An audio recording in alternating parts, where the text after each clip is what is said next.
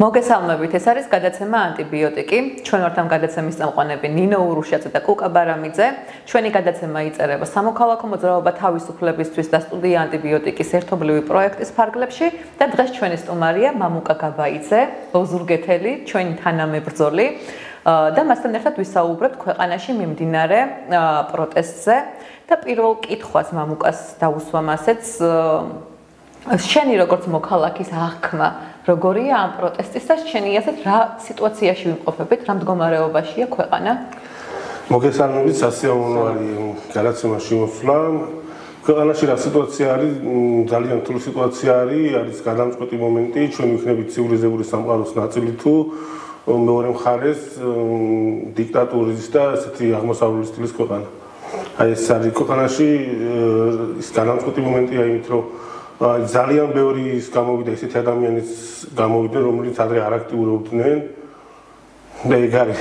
კი და ამას ჩვენ ვხედავთ მართლაც ახლა თუნდაც ბოლო პერიოდში ოზურგეთშიც გაიმართა აქციები, თუნდაც დღეს გქონდა ერთობის ჯაჭვი, სადაც მართლა ჩვენ მიჩვეული ვართ, რომ სულ რაღაც ერთი და იგივე სახეები დავდიოდით ამ აქციებზე და ძალიან სასიხარულოა ის ფაქტი, რომ მართლა ისეთ ადამიანებს ვხედავ, რომლებსაც მანამდე არ მინახავს და ძალიან სიამოვნებს ამის დანახვა.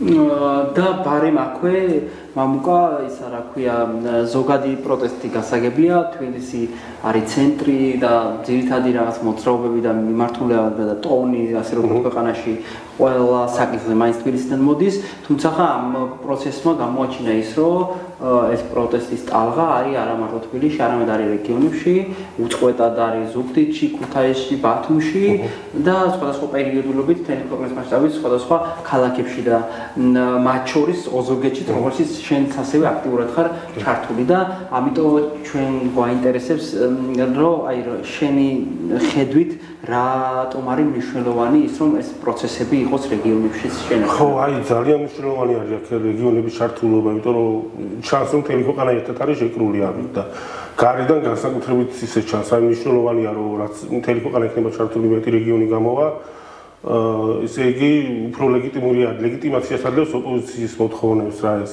ოპოზიციის რა მომიტინგეების უბრალოდ ხალხის მოთხოვნებს რომ არჩევნები არ არის ანუ არ მოხდეს ამ არჩევნების აღიარება და ვაპროტესტებთ კურსის შეცვლას და ნუ გარედან მხარდაჭერა სწორედ მაშინ ხდება როცა ხედავენ რომ ერთიანობას აჩვენებს მომიტინგეები და ხალხი ხო თორე ჩვენ რო არ გამოსულიყავით ეს ჩვეულებრივად არჩევნების აღიარებას მოხდებოდა და არავინ არაფერს აღარ იტყოდა საერთოდ.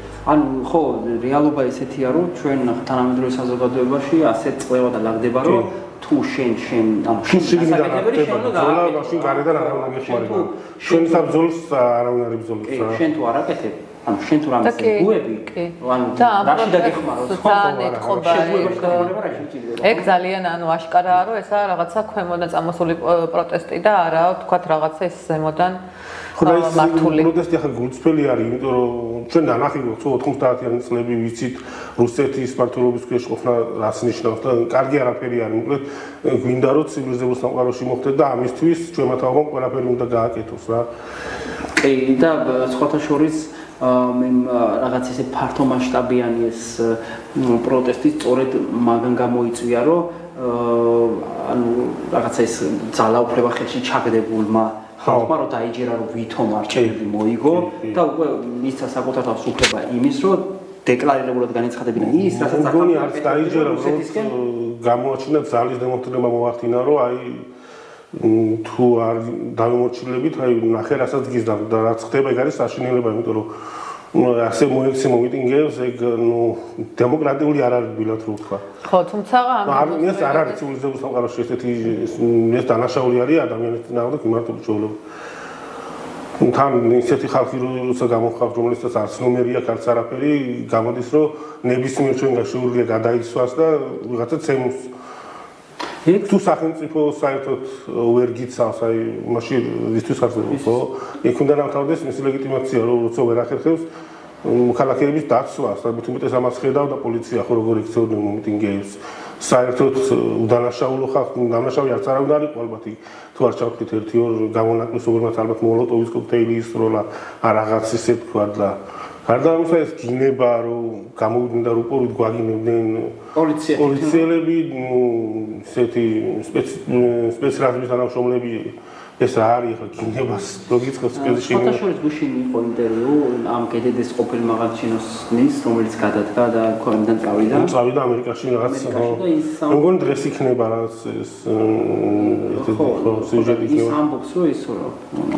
ამბობს რომ ანუ ფაქტობრივად არის ანუ კედედის თანამშრომლები არ არის ხო ის ხალხი ვინც იქარგებდნენ რა ანუ ეგეთი დანაყოფი არ ყავსო რა და მე ხარებას ემოციები და ესეთი ხმები რომ წუქნები გაიარეს ბელორუსებთან და რაღაცა ესეთი ხო ანუ მეთოდებით გარდა იმისა თქვათ და ყველაფერი ამის ქვეშ ბარემ ამაზეც ვილაპარაკოთ რომ ეს ყველაფერი რაც ხდება თითქოს არის საზოგადოებრივი წესრიგით ან ქვეყნის სიყვარულით გაკეთებული ეს სისასტიკე და მეორე მხარეს რო შევხედოთ ახლა ხო უამრავი რაღაც პროპაგანდისტული მესიჯი და ნიაღვარია კი შეთქმულების თეორიები არის ძალიან ბევრი ისეთი და რელიგიასთან დაკავშირებული რო არის რომ ევროპა არის გარყვნილი ებრძვის ტრადიციებს ებრძვის რელიგიებს ეგ არის სრულსისულელი იმიტომ რომ პირიქით არავინ არ დაგიშლის შენ აქ ევროკავშირში თუ შევალ პირიქით უფრო გაუმჯობესდება სიტუაცია რელიგიის მხრივ, კულტურის მემკვიდრეობის დაცვის მხრივ, ყველაფრის მხრივ უკეთესობა იქნება, რომ ყველას უფლება იქნება დაცული,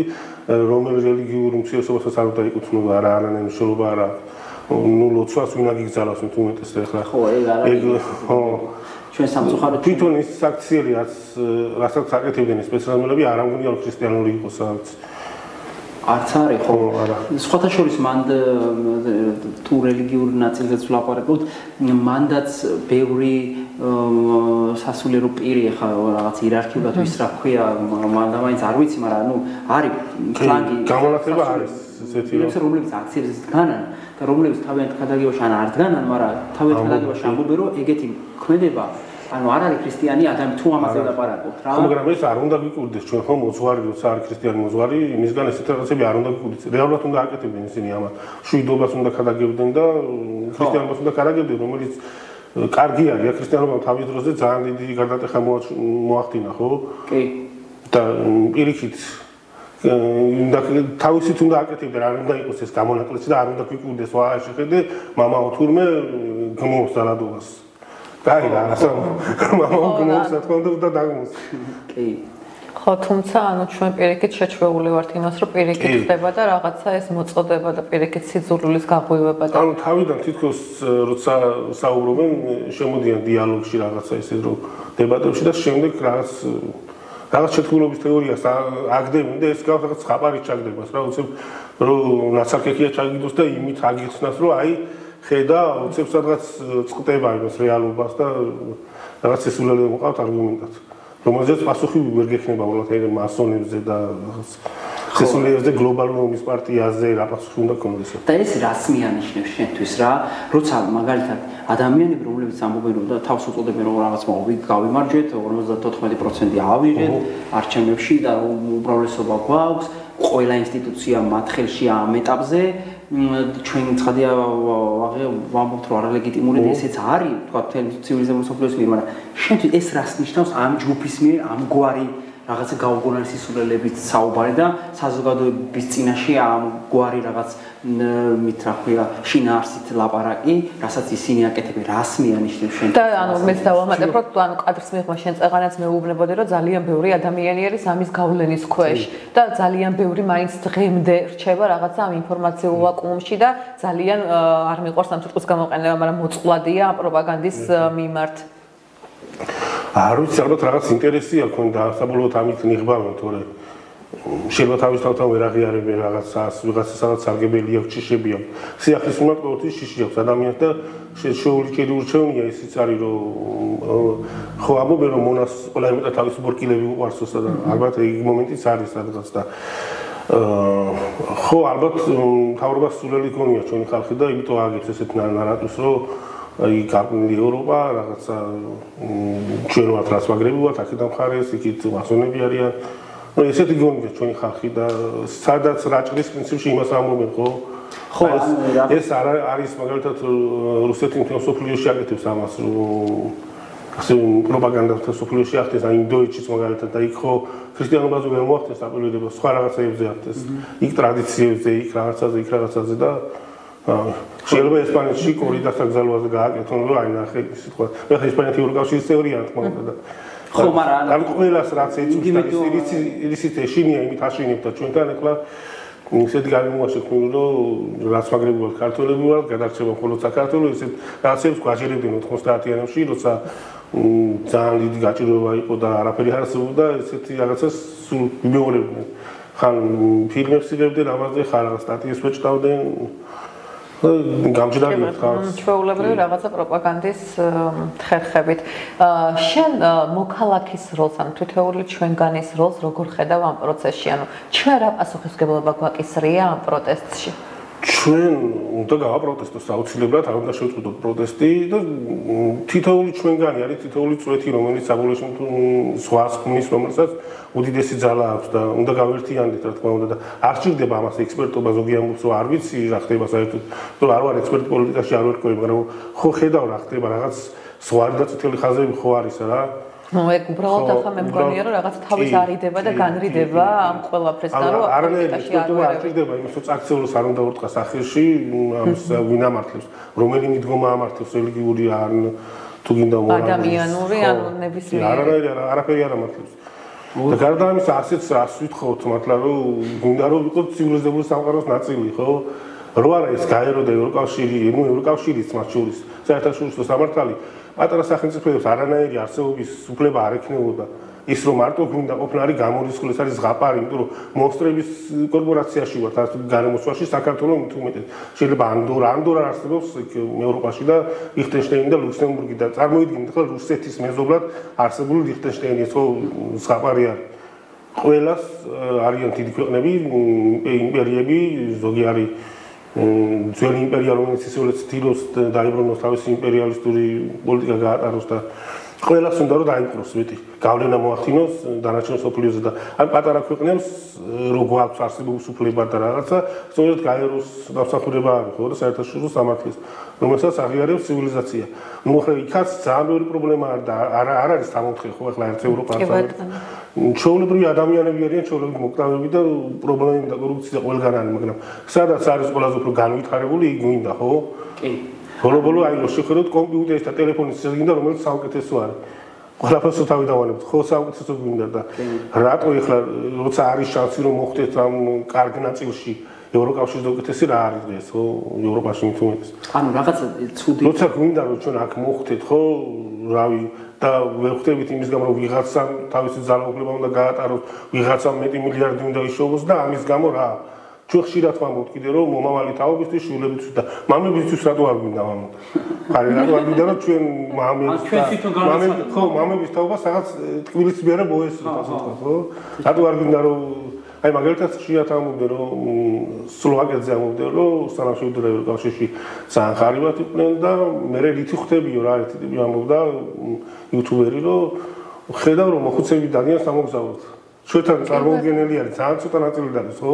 სამოგზაუროდ კი რა ბანკის ვალები აქვს და იმასაც არის გადასახადების გადასახდელად ბანკის ვალი რო გამოაქვს ადამიანს რომ რა მომგზავრებაზეა საუბარი საერთოდ. წამლის აფთიაქის კი, აი ნუ წამლები და აფთიაქის მაფიაკდე ხო ან არა იმას მდგომარეობას რომ რა სამოგზაურობაზე ლაპარაკი ხალხი წამლის არა და გეგმაშიც არ აქვს ოდნავ რომ შეიძლება სადღაც წავიდნენ სამოგზაუროდ.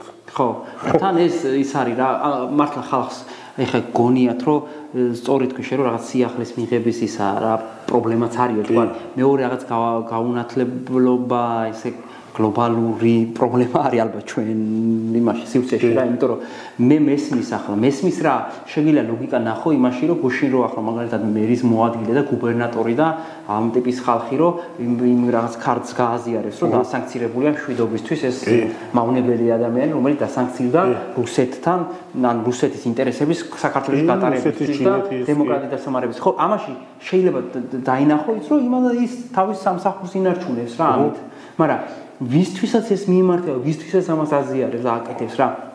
მე არ ამგონია რომ ეგ ხალხის დინამიკა ამას ახლა ანუ ამას გადაყლაპავს ისევ რა და ვერ მიხვდება ამაზე რეაქცია არ ექნება რა.